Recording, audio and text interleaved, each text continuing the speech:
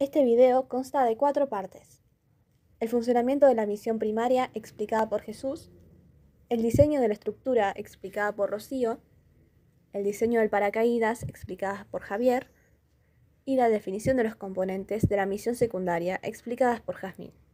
Para lograr con éxito el funcionamiento de la misión primaria, tuvimos que tener en cuenta ciertos parámetros, tales como una base de datos, el sensor BMP280, la comunicación de los módulos LoRa y la integración y funcionamiento armonioso de todos los programas.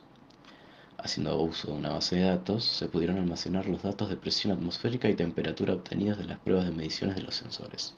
Esto se hizo con el objetivo de realizar un análisis y documentación, ambas en forma paralela y simultánea, de la información a la hora de la ejecución de la misión primaria. Para determinar la presión atmosférica y la temperatura, se usó un sensor llamado BMP280. Durante las pruebas, la temperatura se midió en grados Celsius y la presión atmosférica en hectopascales. En la programación del sensor se incluyó una función para medir la altura.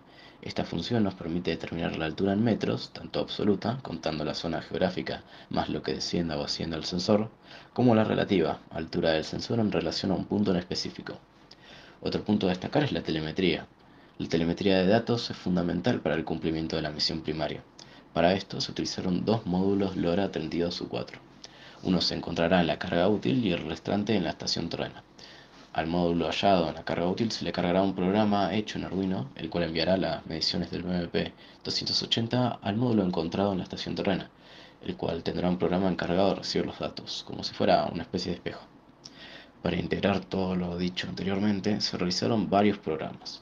En primer lugar, se hizo un programa para guardar las mediciones hechas por el BMP280 en variables, las cuales el LoRa de la carga útil envía al módulo encontrado en la estación terrena. Estas mediciones, las cuales son tres: presión, temperatura y altura, se envían en una sola línea, sin especificar cuál es cada una. Solo se separan por comas. Luego el proceso se repite cada segundo, registrando en líneas separadas las mediciones a medida que pasa el tiempo. Por otro lado, se realizó otro programa para que el LoRa de la estación terrena reciba los datos. Por último, creamos un script en Python para monitorear los datos entrantes a la base terrena, mostrando datos como fecha y hora exacta de cada registro. Luego el programa se encarga de almacenar los datos de los registros y la información obtenida en una base de datos, la cual clasifica los mismos en diversos campos tales como tiempo, presión atmosférica en hectopascales, temperatura en Celsius y altura en metros. Todo esto en tiempo real. El diseño del CANSAT consiste en 2 segmentos. El primero es un sistema de recolección de polen en el que, por medio de 2 ventiladores, el aire ingresará al centro de este, donde habrá un agujero en forma de hexágono para generar una corriente de aire que permitirá la circulación del polen dentro del CANSAT.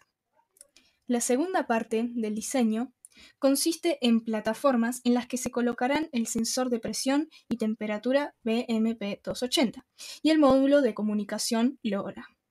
Estas plataformas poseen agujeros por donde pasarán los cables de conexión.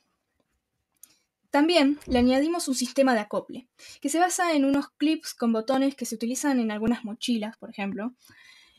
Nos pareció interesante este mecanismo por la resistencia que tiene y la fácil implementación al CANSAT.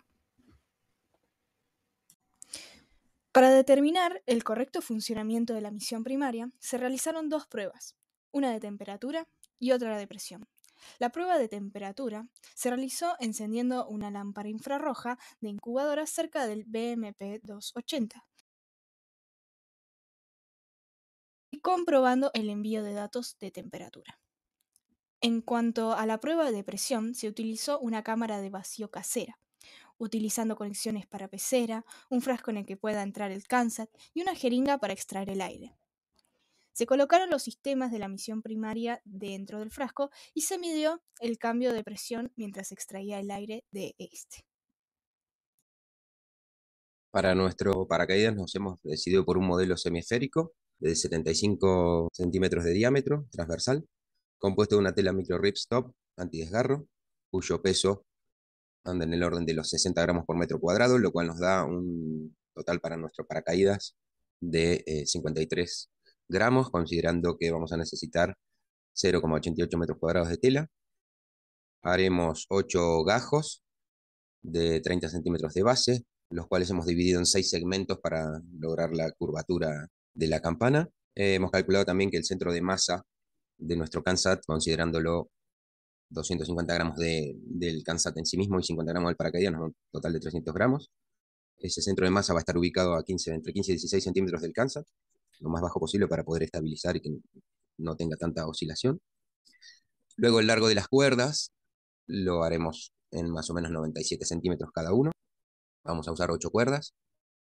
El diseño de nuestro paracaídas va a quedar de esta manera, con los 29,4 centímetros, casi 30 de base. Vamos a dejar en el centro un escape de aire de más o menos unos 8 centímetros de diámetro, considerando que el paracaídas funciona como una especie de captura de aire. Hay que dejar fluir parte del aire que entra y eso ayuda a evitar gran parte de las turbulencias que se producen en los costados de los bordes del paracaídas.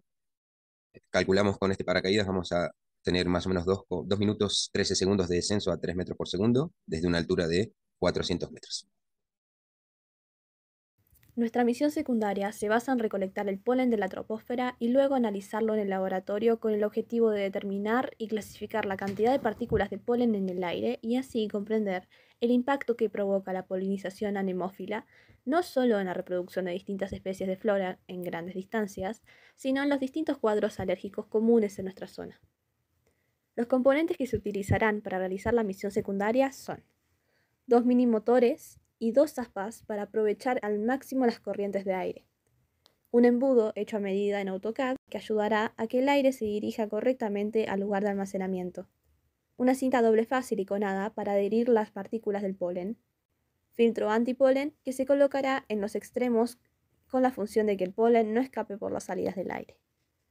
Para conocer más acerca de nuestro trabajo y avances, síganos en YouTube como VISAT y en Instagram @visat.brc. Saludos, el equipo AIMA.